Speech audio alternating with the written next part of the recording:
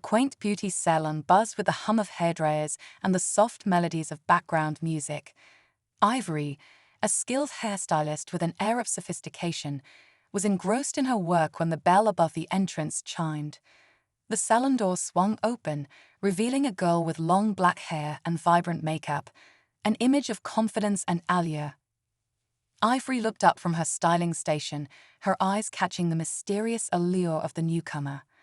The girl approached Ivory, her gaze fixed on the stylist with an intensity that made Ivory momentarily uneasy. "Hello, Ivory. I'm here for you. I need to remove some length. Will you do it?" the girl inquired, her voice carrying a hint of urgency. "Yes, I just have a little time. Sit down in the chair," Ivory replied, gesturing towards the salon chair with a warm yet professional smile. As the girl settled into the chair, Ivory couldn't help but observe the subtle tension in her demeanor. The air was thick with unspoken words, and Ivory sensed that this appointment held more significance than a simple haircut. "Can I get you anything before we begin?" Ivory asked, attempting to ease the palpable tension. The girl hesitated for a moment before replying, "No, thanks. I just need to talk to someone, and I thought you might understand." Intrigued, Ivory continued with her work, her nimble fingers moving through the dark locks as she waited for the girl to share what was on her mind. "Ivory, but do you think it is possible to keep a loved one as a child?" the client suddenly asked, her eyes locked onto Ivory's reflection in the mirror. Caught off guard, Ivory paused for a moment, processing the weight of the question. "I don't know. Probably it is possible," she replied cautiously. "And you think it's right?" the girl pressed further. Ivory sighed, realizing the complexity of the situation. "I do not know what to tell you. There are different situations." The client leaned in, her eyes pleading for guidance. "Well, I have just such a situation." The salon became a confessional, and as the girl unraveled the intricate web of her personal life, Ivory listened intently, her own emotions becoming entangled in the unexpected encounter. Ivory continued to cut the girl's hair, her mind racing as the client unveiled the intricate details of her complicated love life. "There is a lover, but he is married. Unfortunately, he got married early, did not wait for his fate, for me. There is a child," the girl confessed, her eyes searching Ivory's reflection for understanding. Ivory felt a knot tightening in her stomach. She sympathized with the girl's predicament, but couldn't shake off the unease that gripped her. And now he can't leave the family because of this child. His wife also constantly tells him that the child needs a father, that the family must be complete for the mental development of this child, the girl continued, her words hanging heavy in the air. Ivory focused on her task, trying to maintain composure. "If he doesn't go to you, then he doesn't want to. They leave with 2 children, believe me, if they really want to. And then they help the children. There are plenty of such families," Ivory advised, her tone a mixture of empathy and realism. The girl sighed, her eyes revealing the depth of her emotional turmoil. "And what he says, divide it in 2. Usually men, when they get someone on the side, come up with all sorts of legends. It is beneficial to them, and there is a family and a mistress." Nodding in agreement, Ivory couldn't help but ponder the complexity of human relationships. "Well, what would you do in your wife's place if you found out that your husband already has a beloved woman?" the girl asked, desperation evident in her voice. Ivory took a moment to respond, her scissors momentarily still. "I wouldn't hold anyone by force. He feels bad with me. Let him go, and the child has nothing to do with it. I can handle it myself. Why do I need a liar? I'm not going to hold on to men's pants." The girl's eyes flickered with a mix of determination and vulnerability. "Well, then let your husband go. We love each other. And don't put pressure on his psyche as a child. He tells me something completely different about you." Ivory's hands faltered, scissors frozen in midair. The gravity of the revelation struck her like a sudden storm. "He loves me, you know. And with his wife only because of the child. And why should I suffer? Maybe I also want a husband and give birth to him." The weight of the girl's words hung in the air, leaving Ivory wrestling with her own emotions. The salon, once a haven of beauty and transformation, now became a silent witness to the tumultuous currents of human relationships. The salon air hung heavy with tension as Ivory grappled with the revelations unfolding before her. Julia, the girl with a tangled romantic affair, stood wide-eyed, seemingly oblivious to the mix-up that had just occurred. "I'm in shock. Why did you come here? And where do you see my wife here?" Anthony, the man who had mistakenly barged into the salon, continued to shout, his voice a crescendo of confusion. "Yes, there she is, Ivory," Julia insisted, pointing towards the real Ivory, who stood with a perplexed expression on her face. "It's not my Ivory, you fool," Anthony snapped, his frustration evident. The girl looked at Ivory, who had recovered from her laughter, but still wore a bemused expression. "Girl, we have 2 Ivories working in our salon. Yes, it happens. It's a rare name, but there are 2 at once. Anthony is the husband of another Ivory, not mine," Ivory explained, trying to diffuse the escalating tension. Julia, flapping her eyelashes in disbelief, was on the verge of tears. The drama had taken an unexpected turn, and Ivory found herself at the center of a chaotic love triangle that wasn't hers. The real Ivory, having returned from the restroom, entered the scene, unaware of the recent developments. "Oh, Anthony, why did you come? What happened?" she asked in surprise when she saw her husband. Anthony, still grappling with the bizarre situation, responded, "Yes, it happened. Your husband is leaving for me, we love each other, and your child has nothing to do with it. Maybe we want to have our own, but you're bothering us." The real Ivory's eyes widened in disbelief as she processed the absurdity of the situation. "So, Anthony, what kind of news is this?" Another Ivory asked her husband in surprise. "Daring, don't listen to her. Some kind of crazy woman is clinging to me, coming up with different stories. I'm not going anywhere," Anthony declared, frustration etched on his face. "What do you mean, you're hooked? Am I crazy?" "Anthony, what are you talking about? You promised that you would leave your wife as soon as possible, and now this moment has come." Julia screamed shrilly, her emotions spiraling out of control. "I didn't promise you anything. A liar. I love my wife and son, and I'm not going anywhere from them. Get out of here before I call the police," Anthony retorted, his patience wearing thin. Julia, wiping her tears, ran out of the salon, slamming the door loudly. The atmosphere in the salon shifted from a soap opera-like drama to a tense silence. "This is a Brazilian TV series that played out here, isn't it, my love? Promise to leave then. Go home, we'll talk later," Anthony said, attempting to make light of the situation. Ivory, still processing the whirlwind of events, took a deep breath. The mistaken identity incident had not only exposed the complexities of the tangled love affair, but also provided a moment of clarity for Ivory to re-evaluate her own relationship with Philip.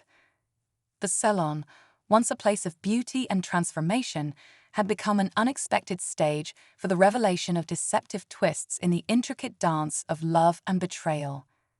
The salon, still echoing with the residue of Julia's tumultuous departure, settled into an uneasy silence. Ivory, Anthony, and the real Ivory exchanged bewildered glances, trying to grasp the bizarre sequence of events. Just as the trio attempted to process the situation, the salon door swung open, and a new figure stepped in.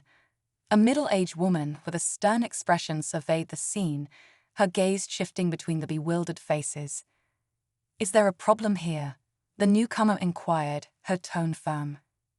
Anthony, realizing that the situation had spiraled beyond his control, sighed in relief at the prospect of a potential mediator. "Yes, ma'am. There's been a misunderstanding. This lady," he gestured towards the real Ivory, "is my wife. The other one made a mistake." The stern woman raised an eyebrow, her skepticism evident. "A mistake? In my salon? What's the story here?" Ivory, feeling the need to clarify the situation, stepped forward. "There are 2 of us here named Ivory. The young lady, she nodded towards the real Ivory, is Anthony's wife. The other Ivory is me, and this is Anthony. The woman squinted, scrutinizing the trio. 2 Ivories, that's a first.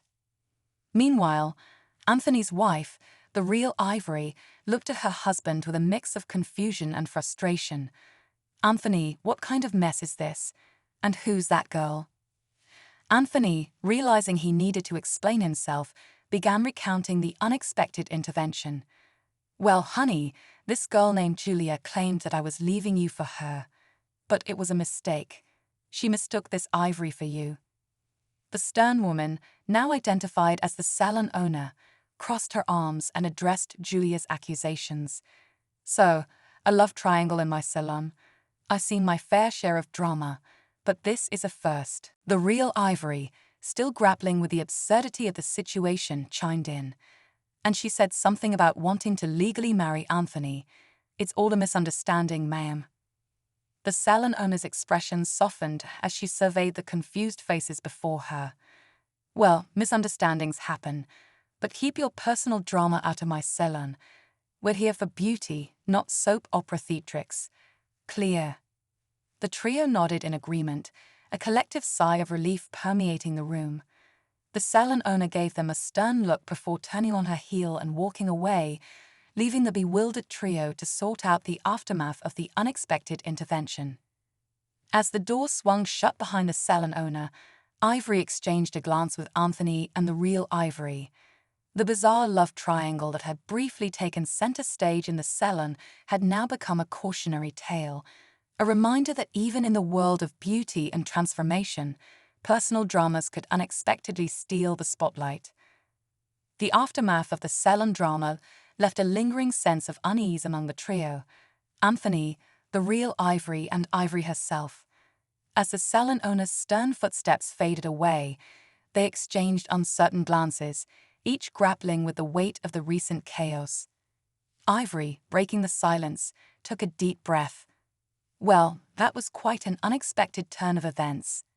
Anthony nodded, still visibly shaken. I never expected my afternoon to take such a bizarre twist. I'm sorry, Ivory. This whole mess is not your fault. The real Ivory, a mix of confusion and amusement on her face, chimed in. Anthony, can you please explain what just happened? I thought we were having a peaceful day until you barged in. Anthony sighed, realizing he had some explaining to do. There's this girl, Julia. She claimed I was leaving you for her. But it was a mix-up. She mistook this Ivory for you. The real Ivory raised an eyebrow. Another Ivory? That's unusual. Ivory, still processing the surreal events, added, Yes, it seems there are 2 of us here in the salon. Who would have thought that our names would cause such a commotion? Anthony, looking apologetic, continued, I'm really sorry, Ivory. I never meant for this to happen. Ivory, though was still taken aback, managed a small smile. Well, let's chalk it up to a day of unexpected surprises. I guess life has a way of throwing curveballs when you least expect it. The real Ivory, finding humor in the situation, chuckled. Ivory, you're handling this with more grace than I would. If it were me, I'd probably be raising more than just eyebrows. The trio shared a collective laugh, a momentary reprieve from the tension that had gripped the salon. As they navigated the aftermath of the mistaken identities, Ivory felt a renewed perspective settling within her. You know, Ivory began, this whole ordeal made me reflect on us, Anthony. We've had our ups and downs, but maybe it's time for a fresh start. Anthony, grateful for Ivory's understanding, nodded. You're right, Ivory. Let's put this behind us and focus on what matters, our family. The real Ivory, still bemused but supportive, added, Ivory, you're a trooper. If anything, this chaos brought us all a little closer, didn't it? Ivory smiled, the weight lifting from her shoulders. Perhaps it did. Sometimes, the unexpected challenges in life remind us of what truly matters. Let's move forward together. As the trio left the salon, a sense of unity replaced the chaos that had unfolded. The mistaken identities, once a source of turmoil, became a catalyst for renewed understanding and appreciation. The day ended with the promise of a fresh start, a testament to the resilience of love and the ability to find humor in the most unexpected of circumstances. The days that followed the salon fiasco brought about a subtle transformation in the lives of Ivory, Anthony, and the real Ivory. The echoes of mistaken identities were replaced by a newfound appreciation for the stability they shared as a family. One evening, as the sun dipped below the horizon, casting a warm glow on the city, Ivory sat with Anthony on their porch sipping tea. The air was filled with a sense of calm, a stark contrast to the chaos of the salon drama. "Ivory, I know I messed up," Anthony began, his gaze fixed on the fading sunlight. "But this whole ordeal made me realize how much I value what we have. I love you and Robert more than anything." Ivory smiled, her hand resting on his. "Sometimes it takes a shake-up to make us appreciate what we have. Let's move forward, Anthony, and focus on building a stronger foundation for our family." As they spoke, the real Ivory overheard the conversation from inside the house. She approached them, a sense of camaraderie in her eyes. "You know, sometimes chaos brings clarity. I think we've all learned a valuable lesson." Anthony nodded, acknowledging the wisdom in her words. "You're right, Ivory. We should cherish the stability we've got." The trio shared a moment of unity, realizing that the mistaken identities had, in an odd way, strengthened their bonds. As the evening unfolded, they found solace in the simple joys of family, reaffirming their commitment to each other. In the weeks that followed, Ivory noticed a change in the dynamics of her salon. Clients came and went, their stories unfolding in the mirrors of the styling stations. Ivory, now armed with a deeper understanding of the complexities of love, became a silent confidant for those who sought refuge in her salon. One day, a young couple entered the salon, their faces filled with uncertainty. Ivory, having weathered her own storm, approached them with a comforting smile. "Welcome. How can I help you today?" The couple hesitated before the woman spoke. "We're going through a rough patch. But we love each other. Is there hope?" Ivory, her eyes reflecting the triumph of her own love, replied, "There's always hope. Sometimes the unexpected twists in life lead to a stronger, more resilient love. Just remember to communicate and cherish what you have." As Ivory styled their hair, she couldn't help but feel a sense of fulfillment. The mistaken identities and chaotic drama in the salon had become a chapter in her life's story, a testament to the triumph of love over adversity. The salon, once a backdrop for unexpected chaos, had transformed into a haven of understanding and empathy. Ivory's journey, marked by twists and turns, served as a reminder that even in the most unusual circumstances, love had the power to triumph and emerge stronger than before.